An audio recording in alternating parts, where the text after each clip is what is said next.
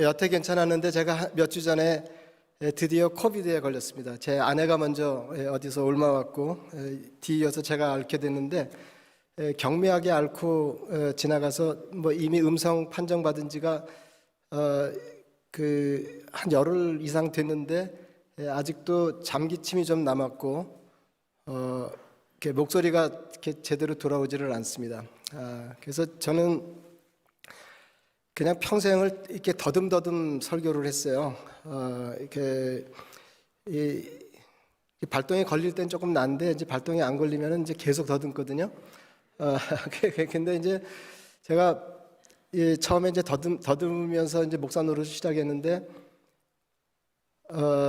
이제 교인들 중에 목사님 너무 더듬어서 설교 듣기가 어렵습니다. 그러면 제가 어떻게 좀 잘해볼 생각을 했을지 모르겠어요. 근데 아무도 얘기를 안 하더라고요. 그래서 이렇게 한참 보니까 이제 교인들이 제 더듬는 설교에 적응을 하고 그리고 또 더러는 자기들도 더듬고 그러더라고요. 그래서 하다 안 되면 다 이제 목사 탓이라고 그러는데 이렇게 말하다가 그 교회에서 무슨 행사 때 말하다가 이렇게 나와서 조금 말이 엉키면 저도 허 목사님을 닮았나 봐요. 이제 이런 식으로.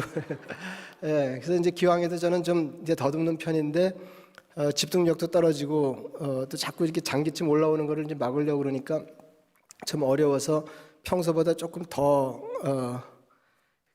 더듬을지 모르겠습니다. 근데 사실은 제가 은퇴 후에는 많은 교회들 다니면서 이제 말씀 전할 기회를 얻었는데 제 현역 때에는 별로 이렇게 안 다녔거든요. 이제 관계 때문에 어쩔 수 없이 이제 끌려가서 설교하는 것 외에는 거의 이제 바깥에서 설교하는 일이 이렇게 많지를 않았습니다. 근데 오라는 데가 없어서 안 가는 것도 있지만은 또 가보면 저희 교회 같지를 않더라고요. 저희 교회에서는 제가 이렇게 목회하면서 설교할 때 교인들이 알아서 은혜 받으시거든요. 하여튼 어떻게든지 은혜 받으려고 하고 결국 은혜 받는 것 같은 느낌을 이렇게 받는데 이제 밖에 나와서는 그게 잘 되지를 않는 것 같습니다. 근데 제가 하나 믿기로는 하나님 내내 잘해 주셨어요. 하나님 내내 잘해 주셨어요. 하나님 내내 잘해 주셔서 제가 이제 목회가 그만 잘 된 편인데 이렇게 무슨 비결이 있냐 이렇게 자꾸 이렇게 물으면 제가 대바람에 가장 먼저 이제 건네는 대답이 뭐냐 하면 어쩌다가 잘된 케이스이기 때문에 해드릴 말씀이 없습니다. 이제 그런 건데 정말 하나님 잘해 주셨어요. 매번 하나님 잘해 주시고 그래서 이제 그 덕에 목회가 그만 잘 되고 또 제가 목회하던 교회에서 신앙생활하는 교우들이 이제 한결같이 이제 행복해하시고 그랬던 것 같습니다. 그래서 오늘도 하나님 잘해 주실 것 같아요. 더듬어도 잘해 주시더라. 조시 웨이스킨이라고 하는 이렇게 재미있는 분이 있습니다. 그러니까 이 사람 참 재미있는 사람인데 똑똑한 사람이에요. 그러니까 뉴욕에 있는 콜롬비아 대학교에서 동양 철학을 전공한 사람이니까 이제 똑똑하다고 봐야 되는데 이 사람이 얼마나 이렇게 영민했냐면 9살 때에 처음으로 미국 체스 챔피언이 됩니다. 그러니까 애들 대회가 아니고 그냥 미 전역에 누구나 나가서 겨루는 체스 대회에서 챔피언이 돼요. 9살 때.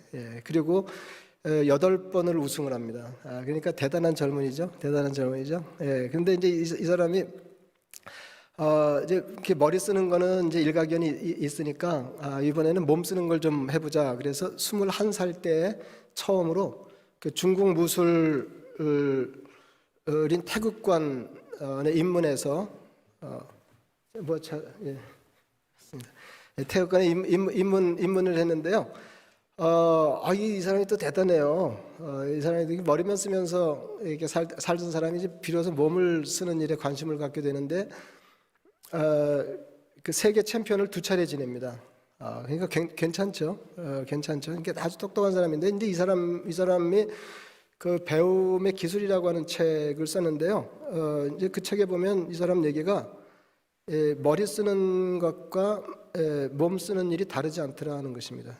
그러니까 몸을 써서 고수가 되는 일과 머리를 쓰는 일의 정상에 오르는 것이 그게 다르지 않더라 하는 것입니다. 근데 이제 공통점이 뭐냐면은 기본에 충실한 거예요. 이게 너무 당연하죠. 너무 당연하죠. 그러니까 아주 당연하게 보이는 기본기에 깊이 정통하는 것입니다.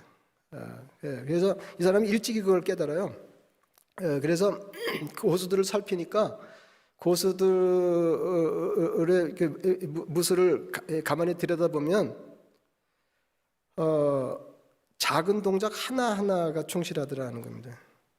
그래서 이렇게 그 영화에서처럼 화려하고 큰 동작이 전혀 없습니다. 무림의 고수들 이렇게 실제로 무림의 고수들은 화려하고 큰 동작이 전혀 없다는 거예요. 그러니까 기본 동작을 완벽하게 실현하고 그 작은 동작들이 이렇게 절묘하게 시적절하게 연결될 때 놀라운 결과가 나온다는 거죠. 그리고 그거는 이제 보기에도 아름답더라 하는 겁니다. 그래서 오늘 제가 이제 그런 말씀을 좀 드리려고 그러는데요. 사실 좀 잘해드리고 싶었거든요. 제가 이제 저 같은 사람을 오려는 교회가 있으니까 이제 가면 이제 어떻게든지 잘해드리고 싶은데 제가 이렇게 미국에서 30년 가까이 담임 목회하면서 이게 정말 우리 신앙생활에 중요하고 결국 신앙생활에 중요하다고 하는 것은 우리 삶에 중요하다고 하는 건데 그리스도인의 삶에 정말로 중요한 것들. 그래서 우리가 삶이 그 좌절할 수밖에 없는 상황에 놓일 때 혹은 더 나은 국면으로의 도약을 꾀할 때 결국은 디딤돌이 분명해야 도약도 되고 그다음에 새로운 전환도 가능하지 않겠나 이제 그런 생각이 드는 거예요. 제가 목회하면서 이제 이제 드는 생각이 뭐냐면 그러니까 한국 교인들이 많이 알거든요. 많이 아시는데 정확하게 깊이 있게 아냐 그러면 이건 또 조금 다른 것 같아요. 그리고 또 하나는 신앙에 관련한 지식이 적지 않은데도 불구하고 그게 왜 이렇게 삶에 이렇게 파워풀하게 적용이 되지 못하는가? 가만히 제가 들여다보니까 이제 그 조시 웨이츠켄의 책을 읽으면서 그런 생각을 다시 하게 됐는데 우리 그 신앙생활에 정말로 중요한 기본이 되는 것들 이런 것들이 이제 각각 그냥 떨어져서 서로 연결이 되지 못하는 거예요. 이것들이 사실은 이게 다 연결되어 있는 거거든요. 그래서 제가 이제 은퇴하고 기회가 되면 책을 좀 써볼 생각을 했어요. 이제 목회하면서 얻은 생각들을 이렇게 정리해서 책을 좀 써요. 근데 놀랍게도요, 제가 이제 어떤 문제에 봉착하게 됐냐면 어디까지 끊어서 한 권의 책으로 만들어야 될지를 모르겠더라고요. 무슨 말이냐면 다 연결되어 있는 거예요. 심지어는 구원의 문제에서부터 헌금의 문제에 이르기까지 헌금의 문제도 이게 지엽적인 문제가 아니라 본질에 가서 닿을 정도로 이게 중요하게 핵심과 연결이 되어 있다 하는 것을 이제 발견하는 거죠. 그럴 정도로 그래서 우리 신앙생활이 정돈이 되면 그러니까 중요한 것들을 중심으로 해서 정돈이 되면 아무리 많이 알아도 복잡하지 않거든요. 체계를 잡고 개통이 서면 거기에 이제 새로운 지식들이 탁탁 들러붙는 거죠. 그래서 아무리 정보가 많아져도 혼란스럽지 않다고요. 그리고 더 풍성해지고 더 파워풀해지고 그런 거죠. 근데 이게 정리가 안 된 채로 그러니까 다시 말하면 기본이 이렇게 든든하게 잘 갖춰지지 않은 채로 계속 설교를 듣고 성경을 읽고 신앙에 관련한 지식들이 늘어나니까 마침내 오리무중이 되는 거죠. 그리고 그게 서로 연결이 돼서 우리 삶에 놀라운 힘을 발휘하는 것을 경험하지 못한 채로 신앙생활을 마감하게 되는 게 아닌가 그런 생각이 들었습니다. 그래서 이번에는 여러분들이 이미 뭐 다 잘 알고 계시는 얘기할 거예요. 오늘은 구원 얘기할 거고요.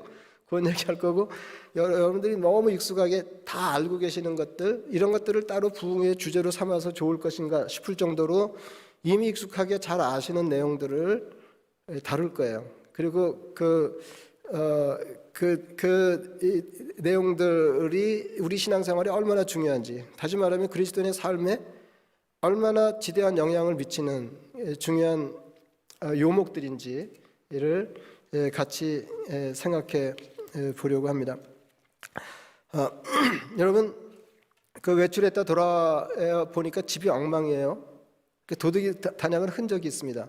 그러면 제일 먼저 어떻게 행동하시나요? 도둑을 안 맞아봤다 이러지 마시고 생각을 좀 해보세요. 예,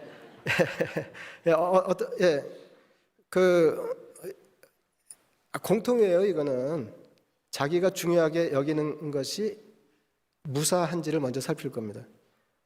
그러니까 뭐 지금은 그런 게 없지만 제가 그 30년 전에 미국에 와서 얘기를 들어보니까 그 옛날에 뭐 화려했던 그 얘기들이 많더라고요. 뭐 옛날에 돈을 얼마나 많이 벌었는지 한때는 이제 뭘 해도 그렇게 돈이 벌렸다는 거 아니에요. 그래가지고 뭐 그런 전설들이 있어요. 막 그냥 일 마치고 돌아와가지고 자루에 돈을 담아와가지고 이렇게 세다가 졸려가지고 던져놓고 자고 내일 세지 뭐 이제 이런 좋은 시절이 있었다는 거 아니에요? 예? 무슨 얘기하다 그 얘기가 나왔네.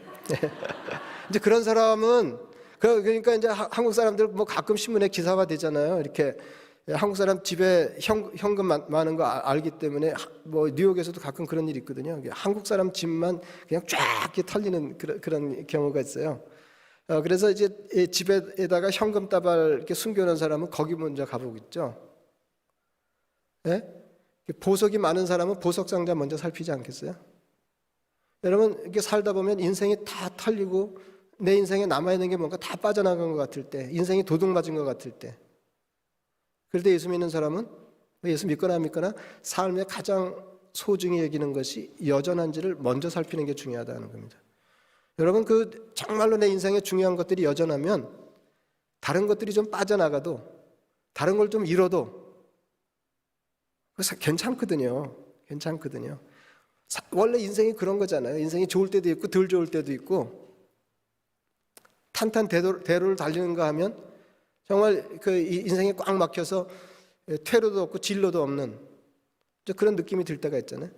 그럴 때 예수 믿는 사람은 어떻게 해요? 인생의 가장 중요한 것들이 여전한지를 살피고 그게 여전하다면 그 인생은 괜찮은 거예요. 여전히 괜찮은 것이다 하는 거죠. 근데 이게 안 되니까 자꾸 조금 어려우면 그냥 푹 꺼지고 삶이 늘 이제 그타령이 되는 거다. 이제 그런 말씀입니다. 여러분 인생을 살면서 우리가 받을 수 있는 가장 큰 은혜와 복이 뭐죠? 예수 믿는 사람은 답이 공통이에요. 세상 사람들에게 이렇게 물어보면 뭐 답이 각각일지 모르겠어요. 근데 예수 믿는 사람은 가장 큰 복이 공통이에요. 예수 믿고 구원받아 하나님의 자녀가 되는 것입니다. 여러분 이게 분명하지 않으면 한 교회에서 같은 주님을 신앙하면서 같이 예배하는 자리에 있어도 같은 시간을 들여서 신앙생활을 해도 삶이 풍성하지 않은 거예요. 여러분 예수 믿으면 삶이 풍성해야 되거든요. 형편이 어떻든지 삶이 풍성해야 되는데 어떤 사람은 예수를 믿는데 삶이 풍성하고 어떤 사람은 예수를 믿는데도 불구하고 여전히 삶이 핍절한 사람이 있습니다. 어디서 차이가 날까요? 하나님이 우리를 불러 구원하여 하나님 자녀 삼으실 때 숨지고 나서 가는 그 나라에서뿐만 아니라 이 땅에서부터 하나님의 나라를 앞당겨 누리고 주님의 통치를 받으면서 말로 다 할 수 없이 풍성한 삶을 살게 하시려 우리를 부르셨는데 왜 어떤 사람은 그와 같은 삶을 이 땅에서부터 살아내고 어떤 사람은 그렇지 못한가? 여러분 간단하게 말씀드리면 가장 중요한 구원의 확신이에요. 구원의 확신이 없으면 하나님 우리를 불러 주시려고 하시는 그 은혜와 복을 다 받아 누리지 못한다는 겁니다. 여러분 구원의 확신이 없으면 두 가지 점에서 문제가 생겨요. 하나는 우리를 하나님의 자녀 삼으시고 이 땅에서부터 우리에게 주시려고 하시는 특권을 다 누리지 못한다는 겁니다. 여러분 자녀의 특징이 뭐죠? 뭐 이렇게 하면 주관식이니까 또 대답하기 어려우실 텐데 부모 자식 간에 자녀의 특징이 뭐예요? 자기 부모에 대해서 그 자녀는 특권을 가지고 있습니다. 그렇죠? 권세가 있어요. 그 감 잡히시죠? 감 잡히시죠? 자녀의 특징 중에 제가 이해하는 가장 두드러진 특징은 뻔뻔함입니다. 부모에 대해서. 뻔뻔한 거예요. 아니 70점 맞아온 게 엊그제인데 자전거를 사달라는 거 아니에요. 근데 이게 보통으로 당당한 게 아니에요. 표현을 그렇게 하지 않을 뿐이지 부모가 돼가지고 이 정도는 해줘야지 뭐 이런 거 아니에요. 예? 이게 자녀의 특징입니다. 그 부모에 대해서만 그래요. 여러분, 우리가 하나님과 우리 사이의 관계도 마찬가지예요. 하나님 우리 아버지이시기 때문에 우리가 정말 우리가 하고 사는 이렇게 꼬라지를 생각하면 하나님 앞에 어느 한 자락 기도로 뭐 해달라 이렇게 요청할 수가 없는 형편이지만 우리가 그분의 자녀이기 때문에 우리의 못난 형편에도 불구하고 뻔뻔하게 하나님 앞에 이거 주세요, 저거 주세요, 이 문제 해결해 주세요, 저 문제 해결해 대들 수가 있다는 거죠. 근데 구원의 확신이 없으면 이게 안 되는 거예요. 이걸 고상한 말로 하면 은혜의 보좌 앞에 담대히 나가는 거예요. 여러분, 구원의 확신이 없으면 은혜의 보좌 앞에 담대히 나갈 수가 없습니다. 이게 담대히보다 더 좋은 말은 뻔뻔하게예요. 뻔뻔하게. 여러분, 구원의 확신이 없어서 결정적인 순간에 하나님이 내 하나님 같지 않으면 받아야 할 은혜를 다 받지 못합니다. 여러분, 우리가 정말 예수를 제대로 믿으면요, 이 땅에서부터 천국을 앞당겨 누려요. 여러분 이미 아시지만은 천국의 핵심 개념은 통치 아니에요? 하나님의 통치를 이 땅에서부터 받는 거 아닙니까? 그래서 예수 믿는 사람은 이 땅에서 끼적끼적 지옥 비슷한 삶을 살다가 숨지고 난 다음에 결정적인 순간에 주님의 은혜를 덧입어서 그분이 예비하신 나라에서 복락을 누리며 평생 영원히 사는 게 아니에요. 이 땅에서부터 하나님의 나라를 앞당겨 누리면서 맛보면서 그 나라를 향해 가는 것입니다. 그래서 신앙생활이라고 하는 것은 이곳 천국에서 저곳 천국으로 가는 거예요. 근데 구원의 확신이 없으면 이게 안 되더라 하는 것입니다.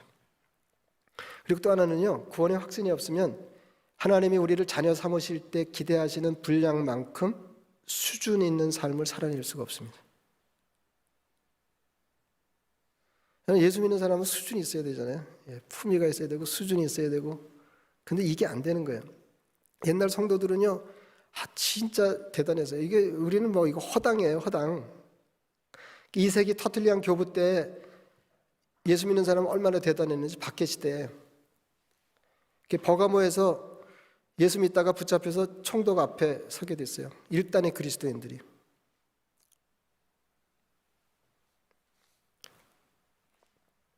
총독이 묻습니다. 너의 이름은 무엇인가? 근데 이렇게 대답했어요. 내가 제일로 여기는 나의 이름은 그리스도인입니다. 그러나 당신이 나의 세상 이름을 알고 싶어 하신다면 카로푸스라고 말씀드리겠습니다. 이게 폼나잖아요.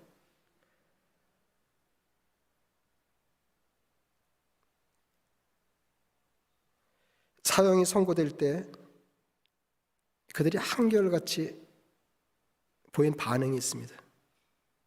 하나님 감사합니다. 여러분, 하나님이 정말로 나의 하나님이신지, 예수 그리스도 십자가 은총으로 구원받아 하나님의 자녀가 됐다고 성경이 말하지만 그것이 내게도 그대로 적용이 되는지 이게 분명하지 않으면 그리스도를 위해서 감사합니다 이렇게 죽을 수 없어요. 그리고 하나님이 기대하시고 예수 그리스도께서 우리에게 가르쳐 주신 세상 사람들과 비교할 수 없을 정도로 수준 있는 삶을 살아낼 수가 없습니다. 중세 때는요, 뭐 기독교 암흑기 뭐 어쩌고 그러는데 그때도 예수 믿는 사람 대단했어요. 그리스도가 나를 위해서 죽으셨으니 나도 기회를 잡아 그리스도를 위해 죽고 싶다. 그리스도를 위해 죽는 것을 무상의 영광으로 여겼어요. 여러분, 예수님 때문에 덕보고 뭐 이런 거는 또 다른 일이고요. 예수님 때문에 나도 그분을 위해 죽고 싶다. 예수님이 나를 위해 죽으셨으니 나도 그분을 위해 죽고 싶다 하는 게 많은 성도들의 소원이었어요. 그래서 예수를 믿다가 붙잡혀서 순교를 당하게 될 때 교회가 이 사람의 순교자 여부를 심사했다니까요. 지금은 예수 믿다 죽으면 다 순교자 뭐 그런 거 아니에요? 예수 믿다 죽는 사람도 별로 없으니까. 예. 근데 그때는요, 예수 믿다가 죽으면, 예수 믿는 것 때문에 박해를 받아 죽으면 이 사람이 안 죽어도 되는데 지가 죽으려고 애쓰는 흔적이 없는지를 교회가 심사했다니까요. 이게 뭘 말하는 거예요, 이게? 그가 왜 죽었는지는 모르지만 안 죽어도 되는데 설쳐서 내가 그냥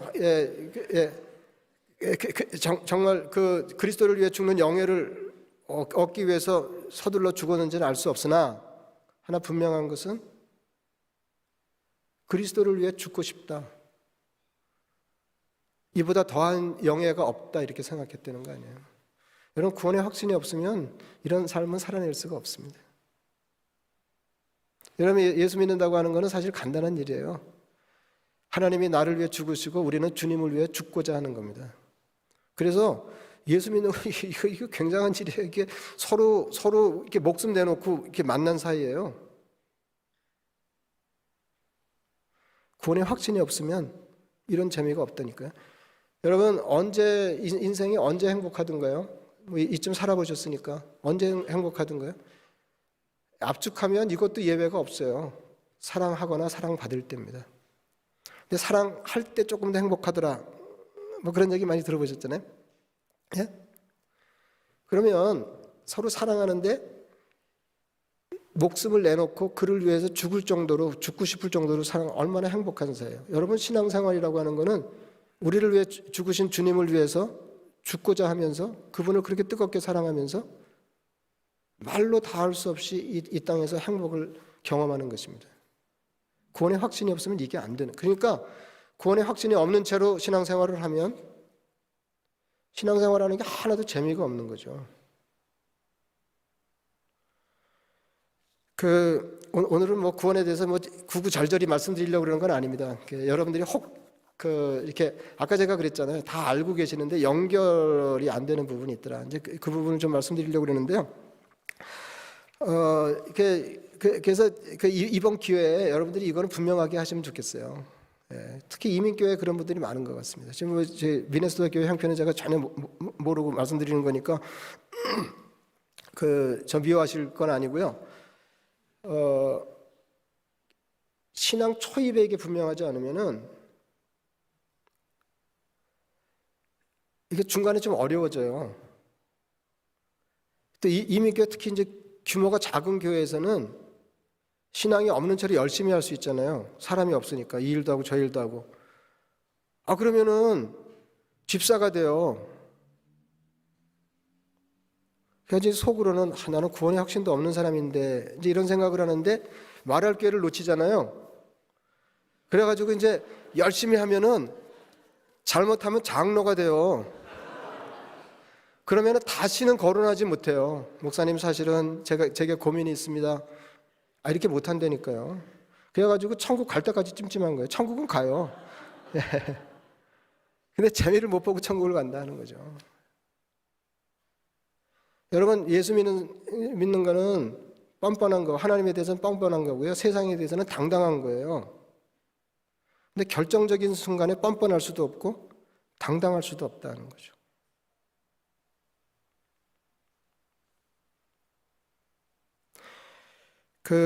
이 말씀을 길게 드리려고 그런 건 아닌데요. 최근 들어서 제가 신학교 다닐 때만 해도 이런 일이 없었는데 최근 들어서 이제 성경을 더 깊이 이해했다. 이제 이런 사람들 중에 예수 그리스도 십자가 은총으로 그 전적인 은혜로 구원받아 하나님의 자녀가 된다 외에 다른 얘기하는 사람들이 자꾸 생겨요. 그리고 유명한 교수님 중에도 이제 그런 얘기하는 사람이 있기 때문에 굉장히 혼란스럽거든요. 저는 아주 그냥 화가 나요. 그게 뭐냐면 예수 그리스도 십자가 은총으로 구원받아 하나님의 자녀가 되는 건 맞는데 칭의죠. 그러나 성화의 과정이 미진하면, 그러니까 하나님의 자녀다운 삶을 살아내는 일에 그만 성공적이지 못하면 구원이 취소되거나 유보되는 것처럼 그렇게 가르치는 사람들이 있다는 거죠. 여러분 어떻게 생각하세요? 여러분, 하나님께서 우리를 불러 구원하여 하나님 자녀 삼으신 것은 하나님 가문의 영예를 빛낼 정도로 세상과 전혀 다른 수준의 착한 삶을 살도록 우리를 부르신 건 맞아요. 그러니 이 둘을 분명히 해야 되거든요. 그런데 이런 경우에 왜 생겨났냐면요, 예수 믿는 사람들이 워낙 그 삶이 시원찮으니까, 예수 믿는 사람의 삶이 예수 안 믿는 사람의 삶과 비교해서 조금 더 나을 것이 없으니까, 다시 말하면 하나님 가문의 가르침을 따라서 하나님의 영광을 위해 사는 삶에 도달해야 되는데 그게 안 되니까, 그러니까 성화가 안 되니까, 거룩한 삶이 안 되니까 이걸 어떻게 진단하게 됐냐면, 값없이 하나님의 자녀 된다고 강조하여 가르쳤기 때문에 긴장이 하나도 없어졌다는 거죠. 구원은 받아놓은 거고 아무렇게 살아도 된다, 이런 생각 때문에 한국 교회가 지금 이 지경이 됐다, 이제 이렇게 진단하는 거죠. 근데 이게 여러분 신앙적인 사고를 하실 때 90%는 100%는 아닙니다. 90%는 인간관계를 미루어서 하나님과 우리 사이의 관계를 짐작하면 거의 다 맞아요.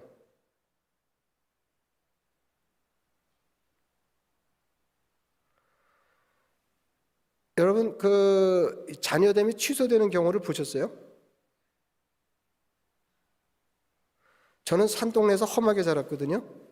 그래서 이렇게 해질녘 되면은 험한 소리 숱하게 들을 수 있어요. 저희 어머니는 아주 점잖으셨는데 저는 욕 한 번 안 듣고 자랐는데, 동네에서는 아주 심심찮게 자랐어요. 막 고성이 들리고 뭐 나가 죽으라고 그러고 호적에서 뺀다고 그러고 뭐. 근데요, 제가 그 뒤로 자세한 정보를 계속 받지를 못했는지는 모르지만은 제가 알기로 나가 죽은 놈이 한 명도 없어요. 그리고 호적에서 판 경우도 제가 못 봤어요. 여러분, 인간의 그 취약한 부모 자식 관계도 그런 거 없어요. 근데 하나님이 우리를 예수 그리스도 십자가 은총으로 구원하여 하나님 자녀 삼으시고 하나님이 기대하시는 분량만큼 성도의 삶을 살아내지 못한다고 해서 하나님의 자녀됨이 박탈되냐, 그거예요. 만약에 그렇다고 하면 하나님의 은혜라고 하는 것은 육신의 부모의 은혜만도 못한 것이다. 이게 과대간 거예요. 예수 그리스도 십자가 은총으로 구원받아 하나님의 자녀가 됩니다. 전적인 은혜로 구원받아 하나님의 자녀가 됩니다. 그래서 예수를 믿었는데 한참 믿다 보니까 작은 글씨가 있는 거예요. 그 광고에 가끔 그런 거 있잖아요. 예? 근데 어느 정도 그래도 그러듯하게 살아내야 한다. 그거 아니죠. 제가 한 군데만 그래서 읽어드리려고 합니다.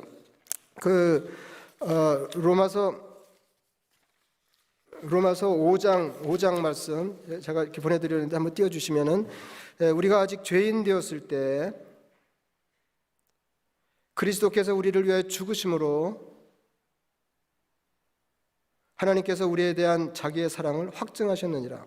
굉장하죠.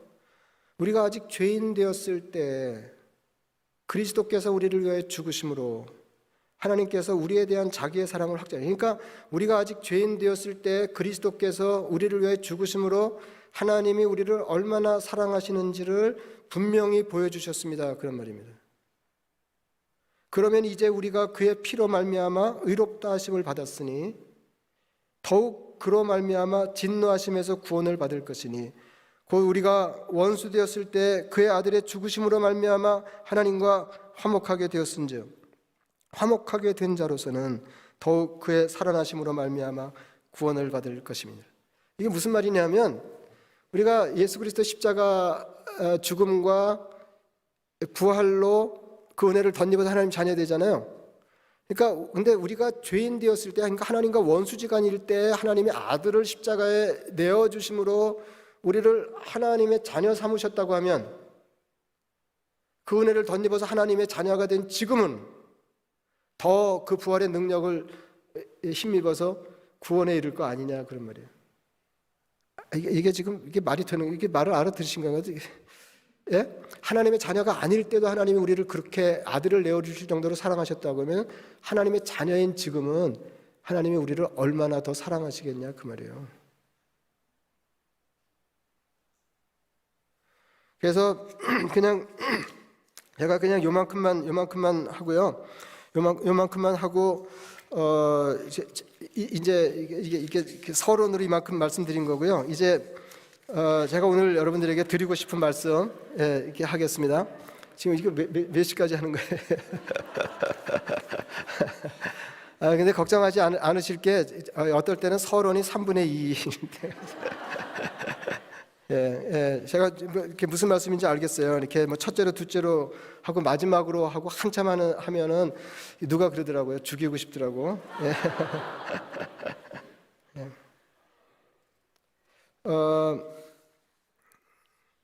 여러분 오늘 본문 보세요. 오늘 본문 보세요. 너희는 그 은혜에 의하여 믿음으로 말미암아 구원을 받았으니, 우리가 어떻게 구원받았어요? 은혜로, 믿음으로. 이것은 너희에게서 나는 것이 아니오 구원의 근거나 출처는 우리에게 있지 않습니다. 하나님의 선물이라. 근데요, 이게 우리가 다 아는 거죠. 이게 하나님이 다 하신 거잖아요. 은혜로 받았다, 믿음으로 받았다. 은혜로 받았다는 게 무슨 말이에요? 쉬운 말로 하면 거저 받았다 그거 아니에요? 어머니의 은혜 그러면 이렇게 하나님의 은혜에 그래도 들이댈 만한 이 지상 경험이 뭐냐 그러면 어머니의 은혜 아니에요? 어머니의 은혜가 이게 무슨 말이에요? 어머니가 내게 아무 대가를 바라지 않고 그렇게 잘해 주셨다는 거 아니에요? 그렇게 호의를 베푸셨다는 거 아니에요? 은혜로 구원받았다, 믿음으로 받았다, 너에게서 난 것이 아니요 하나님, 다 똑같은 말입니다. 행위에서 난 것이 아니니, 다 똑같은 말이에요. 제가 오늘 근데요, 이게 이제 성경을 꼼꼼히 읽기가 어려운 게 이제 이걸 이제 현재주의라고 그러잖아요. 그러니까 지금 시각으로 과거를 판단하기가 쉬워요. 근데 이제 표현이 그러니까 문화적으로 이게 너무 이해가 안 될 정도로 특이하면 살펴보거든요. 예를 들면 구약 성경에 보면 이제 그 다윗이 장인 사울의 칼날을 피해서 도망 다닐 때 굴에서 만나잖아요. 이제 그 굴에 들어가는데 그때 사울이 발을 가리우러 굴에 들어갔다. 이제 그런데 뭐 여러 해석이 있지만은 보통은 그래서 그 최근 번역에는 그걸 뒤를 보러 이렇게 옮겼는데 그냥 놔둔 번역도 있고요.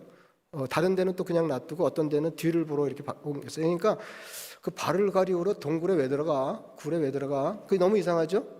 그럼 찾아보게 되잖아요. 아, 용변하러 이제 이렇게 되는데 어떤 거는 따져볼 필요가 없다고 생각할 만큼 속단하기 때문에 성경을 잘 못 읽을 가능성이 있어요. 여러분 얼핏 읽으면 은혜로 받았다, 믿음으로 받았다, 우리에게서 나는 것이 아니다, 행위로 된 게 아니다, 다 똑같은 말인데 하나님의 선물이다. 근데 하나님의 선물이라 하는 게 당시 사람들이 이 편지를 읽을 때에는 이게 우리와 다르게 들렸다는 거죠. 여러분 선물은 호의로 베푸는 거죠. 무상으로 베풀어진 호의잖아요. 무상으로 베푼 호의잖아요. 선물은 그죠?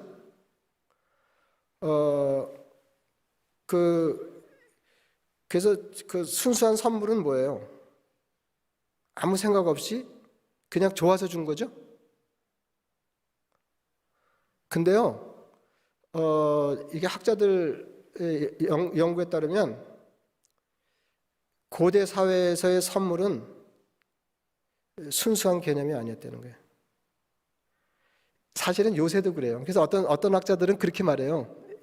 현대에 이르기까지도, 그러니까 순수한 선물 개념이라고 하는 개념 자체가 아주 현대에 생긴 건데요. 실인즉 이 현대에 이르러서도 순수한 선물 개념은 없다는 거예요. 여러분, 선물을 무상으로 호의로 베푸는 건 사실이죠. 그건 고대 사회나 지금이나 마찬가지예요. 근데 여러분, 현대에도 뭐 이렇게 하나 받으면 나는 뭐 주나 이런 생각 안 하나요? 제가 더 마일드하게 예를 들어 볼게요. 옆집에서 이렇게 음식을 하다가 너무 맛있게 잘 돼가지고 옆집에 한 그릇 갖다 줬어요. 그러면 그 주부가 그 그릇을 돌려줄 때 여기다 뭐 담아주나 이런 생각 한 번쯤 안 해보나요? 이 교회는 그런 생각 안 하나요? 그런 생각 하잖아요.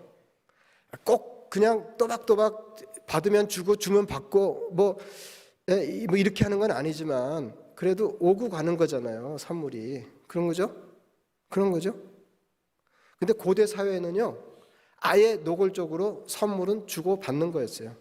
무슨 말이냐면 선물을 주는 사람은 돌려받을 걸 기대하고 줬고요. 받는 사람은 돌려주는 부담을 가지고 받았어요. 100%. 그러니까 무슨 말이냐면 구원이 믿음으로 된 거고 은혜로 된 거고 내 삶에 어떤 근거를 두고 된 일이 아니고 행위로 된 게 아니고, 그러면 하나님이 나를 사랑하셔서 무상으로 베풀어 주신 호의구나. 구원은 우리가 다 알고 있는 거예요.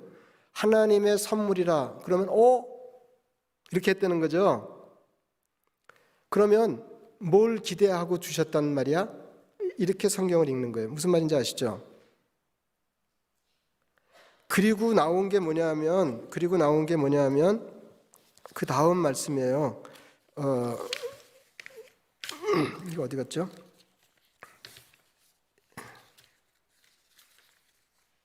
다 섞였네요. 그냥 제가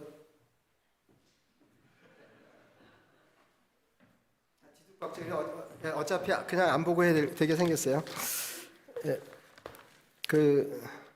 지금 몇 시예요? 8시. 그냥 조금 더 해도 되죠? 예.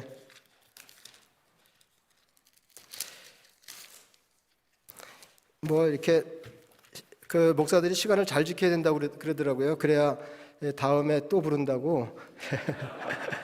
예, 그 방지일 목사님이라고, 그분이 100세에 뉴욕에 오셨는데 목소리 까랑까랑하시고요. 15분 딱 하세요. 근데 주최 측에서 15분 해달라고 그랬대요. 100세 넘긴 어른이. 그래서 목사님 대단하시다고 어쩌면 그러실 수가 있냐고 그랬더니 그래야 또 불러 그러시대. 근데 저는 뭐 다시 올 생각이 없으니까 그냥 아무렇게나 하겠습니다. 예. 제가 읽어볼게요. 다시 읽어볼게요. 너희는 그 은혜에 의하여 믿음으로 말미암아 구원을 받았으니 이것은 너에게서 난 것이 아니라 하나님의 선물이라. 선물이라. 행위에서 난 것이 아니는 누구든지 자랑하지 못하게 함이라. 그리고 10절이 연결되는 거예요. 우리는 그가 만드신 바라, 그저 새로운 피조물이죠. 그리스도 예수 안에 새로운 피조물이 됐어요. 그리스도 예수 안에서 선한 일을 위하여 지으심을 받은 자니. 우리가 왜 예수 그리스도 십자가 은총으로 구원받아 하나님이 자녀가 되게 하셨는가? 선한 일을 위하여. 이 일은 하나님이 전에 예비하사 우리로 그 가운데서 행하게 하려 하십니다. 그러니까 왜 하나님은 의롭지 않은 우리를 불러서 의롭다 하시고 의롭다 함을 받은 사람들만이 받을 수 있는 은혜를 누리게 하셨는가? 왜 그 대단한 하나님의 가문의 자녀가 되게 하셨는가? 착하지도 않고 의롭지도 않은데 의로운 삶을 살라고. 왜 하나님은 착하지 않은 우리를 불러 예수 그리스도의 은총을 덧입게 하시고 하나님의 자녀가 되게 하셨는가? 착한 사람이 되어 아무쪼록 더 착한 일을 하고 살라고. 그래서 예수 믿는 사람들은 착하지 않은 채로 하나님께 부름을 받아서 점점 더 말씀의 가르침을 따라 착한 사람이 되어 천국에 가는 것입니다. 그래서 착한 사람이 되었기 때문에 천국에 가는 게 아니고, 그래서 예수 믿는 사람이 이게 연결이 어떻게 되냐면 하나님의 자녀이기 때문에 자녀다운 삶을 사는 거예요. 우리가 예수 그리스도 십자가 은총으로 의롭다 함을 받았기 때문에 의로운 삶을 힘쓰는 거예요. 하나님은 이것을 겨냥하고 우리를 불러 구원의 하나님 자녀 삼으셨다는 거죠.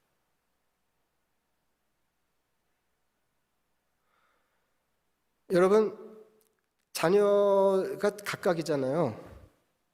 어떤 애는 말 즉사하게 안 듣잖아요.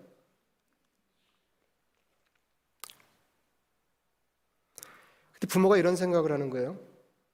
이놈이 왜 이렇게 말을 안 듣나? 무상으로 자녀됨을 확보했기 때문에 그렇다, 이놈이. 이게 적당한 긴장감을 줘야 되는 건데. 이런 부모가 세상에 한 명도 없다니까요.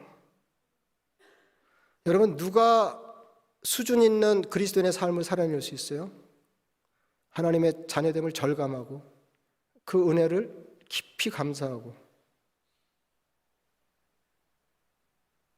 이런 사람이 하나님이 기대하시는 삶을 살 수 있어요. 그래서 제가 느끼기에는 구원의 확신이 없기 때문에 이와 같은 삶을 못 살아내는 거지, 적당히 긴장을 주는 위협이 없기 때문에 우리가 이렇게 엉망으로 사는 게 아니라니까요. 여러분, 하나님은 왜 우리를 불러 구원하여 하나님 자녀 삼으셨는가? 왜 우리에게 구원의 선물을 무상으로 건네셨는가? 호의로 건네셨는가? 무엇을 기대하고 그리하셨는가? 고대사의 선물은 반드시 돌려받을 걸 기대하고 선물을 줬다는데 착한 사람이 되라고. 근데요, 이거보다 더 감격스러운 게 있어요. 고대 사회에는 왜 선물을 주고받았냐면요, 그러니까 아무나 선물 안 줬거든요. 아무에게나 선물 안 줬어요. 왜냐하면 돌려받을 것을 기대하고 주는 거기 때문에 꼭 줄 사람에게 줬어요, 선물을. 그리고 돌려받았어요. 근데 왜 그랬냐면 고대 사회의 선물은 지금도 마찬가지예요. 유대 관계를 강화하는 강력한 수단이었어요. 그러니까 선물을 주고 받음으로 관계가 깊어지는 거예요. 그래서 어떤 사람에게 선물을 줬냐면 관계가 깊어지기를 바라는 사람에게 선물을 줬어요. 교제하고 싶은 사람에게 선물을 줬어요. 그럼 하나님이 우리를 구원하여 하나님 자녀 삼으신 것은 그냥 구원하여 하나님 자녀 되게 하시고 천국 백성 되게 하시려고 착한 삶을 살게 하시고 이 정도가 아니고, 더 궁극적인 목적은 뭐냐면 하나님과 친밀한 관계를 계속 유지하시려고. 이게 감동 아니에요? 하나님이 우리와 깊이 사귀기를 원해서 우리에게 구원의 선물을 주셨다니까요. 그래서 하나님이 우리를 구원하여 하나님 자녀 삼으시고, 그 다음에 우리는 그 뜻을 받들어서 가르침을 따라 착한 삶을 도모하고, 그래서 주고받은 거죠. 받고 준 거죠. 이렇게 그 과정을 통해서 하나님과의 관계가 더 돈독해지는 거예요. 여러분, 이렇게 교회에서 보면 이렇게 손자 이렇게 보면 막 아주 막 죽잖아요, 그죠? 그리고 할아버지 할머니들은 그렇게 유치할 수가 없잖아요, 그 나이에. 그냥 사진 보여주고 싶어서 죽어요. 그래서 어떻게 품위 있게 보여주나 그러는데 품위 있게 보여줄 방법이 있나요? 그러니까 오죽하면 돈 줄게 보여주지 마, 뭐 이런 말이 있겠어요. 그러니까 돈 주고 내가 돈 줄 테니까 이거 봐라, 그랬더니 돈 줄게 보여주지 마, 이럴 정도로 그런 말이 다 있겠어요. 그러니까 할아버지 할머니들이 이렇게 돈 모아가지고 이게 손주들 용돈 주고 막 이게 막 너무 재밌는 거예요. 가끔 여러분 이런 장면 보시죠?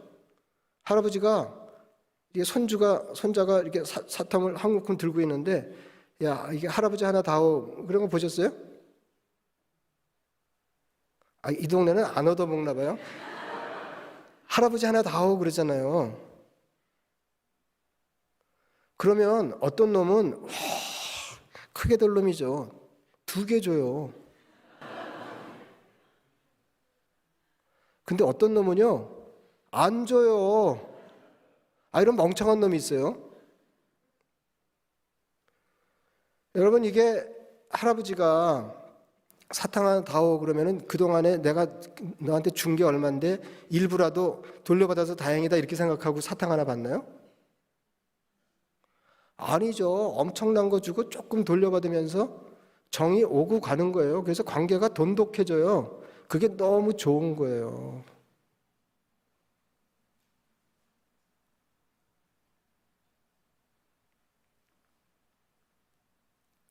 아니, 그 할아버지가 당뇨 환자라니까 사탕 필요 없다니까, 안 먹는다니까요, 보통 때. 여러분, 하나님이 우리 선행이 뭐가 필요하시겠어요?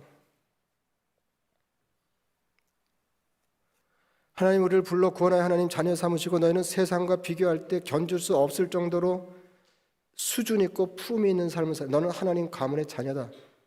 너는 이미 의로운 사람이라 되었으니 아무쪼록 의로운 자의 삶을 살아라. 착한 자의 삶을 살아라. 그렇게 할 때 하나님과 관계가 더 친밀해지는 거예요. 그래서 우리가 하나님의 기대에 근접하는 삶을 살아내기 때문에 구원의 확신이 분명해지는 게 아니고요. 그래서 구원받는 거 아니에요. 그래서 구원이 유지되는 거 아니에요. 그런 관계를 통해서 이분이 나의 하나님, 이 생각이 분명해지기 때문에 그런 거예요. 하나님과 더 친밀해지기 때문에. 이런 사람은 지금 내가 하나님하고 너무 좋아서 하나님 사랑합니다. 나의 힘이 되신 여호와의 내가 주님을 사랑, 뭐 이런 지경인데 구원 받으셨어요? 그러면 얼마나 웃겨요, 그게. 하나님은 이런 관계를 원하셔서 우리를 불러 구원하여 하나님 자녀 삼으셨는데, 우리들은 천국 갈 때까지도 내가 하나님 자녀 맞아? 아니야? 가봐야 되나? 이러면 뭐가 되냐 하는 거죠.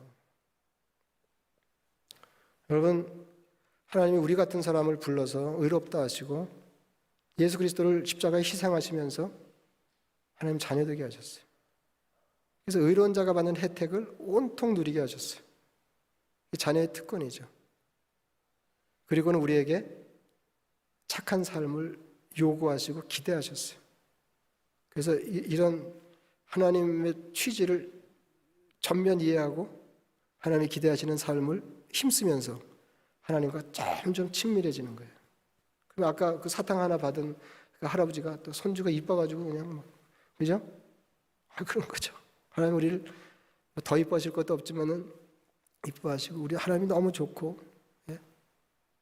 이게 신앙생활이에요. 그래서 이것만 분명하면 살다가 조금 어려워도 괜찮아요. 이게 안 되니까 예수 믿는 사람은 이게 돼야 돼요. 그래도 하나님이 계신데.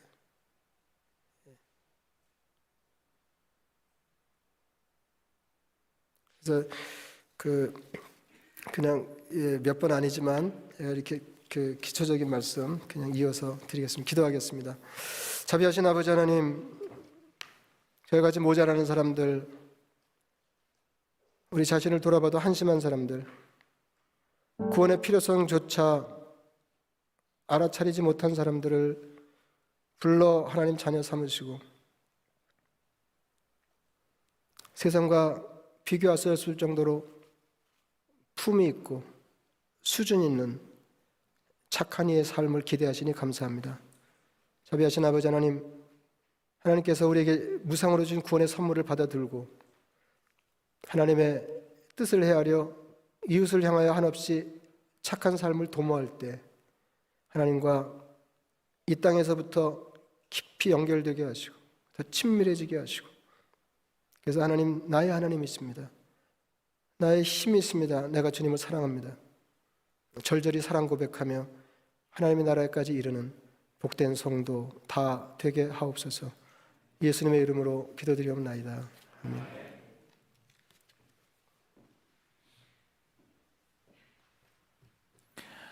우리 오늘 말씀을 기억하면서 좀 함께 하나님 앞에 기도하며 나아갔으면 좋겠습니다. 하나님께서 여러분들에게 어떤 말씀을 주셨습니까?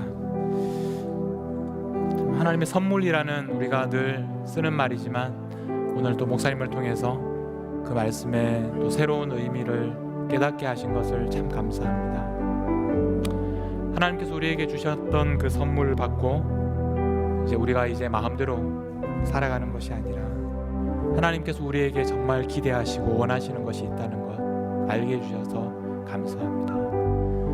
여러분, 놀라운 것은 하나님께서 우리에게 선물을 주셨다는 그만큼 하나님께서 우리를 사랑하신다는 것, 우리가 하나님과 특별한 관계에 있다는 것, 그리고 우리는 날마다 그 선물에 대해서 하나님 앞에 감사하면서 또 하나님을 더 알아가고 또 하나님의 그 사랑을 날마다 더 깊이 경험하고 있다는 것, 이런 놀라운 은혜를 하나님께서 우리에게 주신 하나님의 은혜를 우리가 이 시간 기억하면서 하나님 앞에 깊이 감사하며 또 그 하나님을 찬양하며, 우리 아이가 할아버지에게 사탕을 드리면 그렇게 할아버지가 기뻐하는 것처럼 우리가 가진 것을 하나님께 어떻게 하면 드릴 수 있을까? 우리가 드릴 것이 무엇인가? 하나님 앞에 고백하면서 우리 함께 하나님 앞에 기도하며 나아가도록 하겠습니다. 함께 기도하시겠습니다. 하나님 아버지, 저희들에게 선물을 주셔서 감사합니다. 우리에게 아무런 자격이 없습니다. 우리에게 말할 수 없는 선물을 주셨습니다. 우리를 하나님의 자녀라고 부르시고 하나님의 가장 귀한 것을 우리에게 주셔서 이제 우리가 이 땅에서 살아갈 때 하나님의 자녀로 살아가게 하신 것을 감사합니다. 하나님께서 우리에게 그렇게 귀한 것을 주셨는데 그 선물에 날마다 보답하며 감사하며 살아가는 저희들이 되게 하여 주시옵소서. 하나님께서 우리에게 주신 그 선물로 말미암아 날마다 그 은혜에 감격하며 기뻐하며 살아가게 하여 주시옵소서.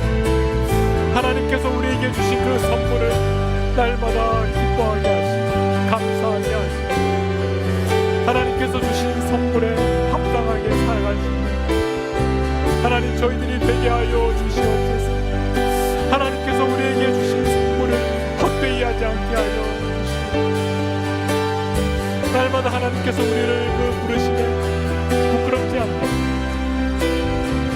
사랑하는 저희들이 되게 하여 주시옵소서. 하나님께서 우리에게 얼마나 놀라운 은혜를 베푸셨는지 우리가 잊어버리지 아니하고 하나님 앞에 감사하며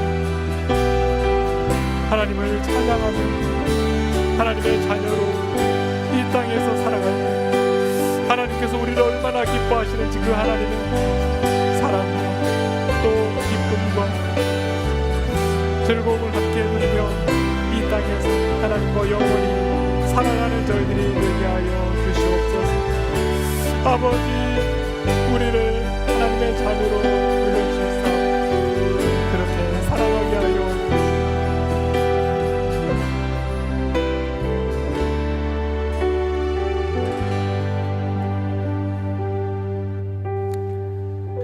하나님 아버지, 은혜를 감사합니다.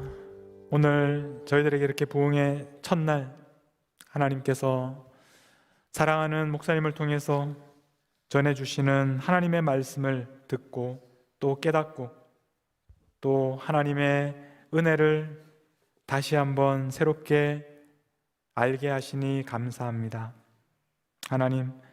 하나님께서 우리에게 주신 그 은혜, 하나님께서 우리에게 주신 선물 때문에 우리가 이제는 하나님의 자녀답게 이 땅에서 살아가게 하여 주시고 이 땅에서 세상 사람들 앞에 당당하게 살게 하여 주시고 하나님 앞에서는 늘 부족하고 연약하지만 좀 뻔뻔하게 살게 하시고 하나님께서 우리에게 기대하시는 대로 이 세상 속에서 하나님의 선하심을 나타내는 하나님의 자녀로 살아가는 우리 하나님의 자녀들 다 되게 하여 주시옵소서. 우리의 형편이, 우리의 상황이 때로는 깜깜하고 또 절망적이고 또 우리가 앞이 보이지 않는 그런 길을 걸어가야 할 때도 있지만, 그러나 우리는 여전히 하나님의 자녀라는 것, 하나님께서 우리에게 선물을 주시고 우리는 그 하나님께 우리의 사탕을 드리는 그런 관계라는 것, 날마다 기억하며 그 관계를 누리며 살아가는, 날마다 어려움 속에서도 기뻐하며 오직 예수님으로 인하여 만족하며 예수님께서 우리를 위하여 십자가를 지신 것처럼 우리도 예수님을 위하여 우리의 삶을 드리는 그런 삶을 살아가는 결단과 헌신이 저희들에게 기쁨으로 있게 하여 주시옵소서. 하나님, 오늘 또 이 말씀을 우리 전해주신 목사님에게 하나님께서 영육간에 강건하게 하시고 또 내일 또 주일까지 진행되는 이 집회를 통해서 무엇보다 하나님께서 영광 받아 주시고 하나님의 뜻을 알게 하여 주시고 또 하나님의 말씀을 듣고 저희들이 그 말씀에 반응하며 순종하게 하여 주시옵소서. 감사드립니다. 우리 주님 예수님의 이름으로 기도하옵나이다. 아멘.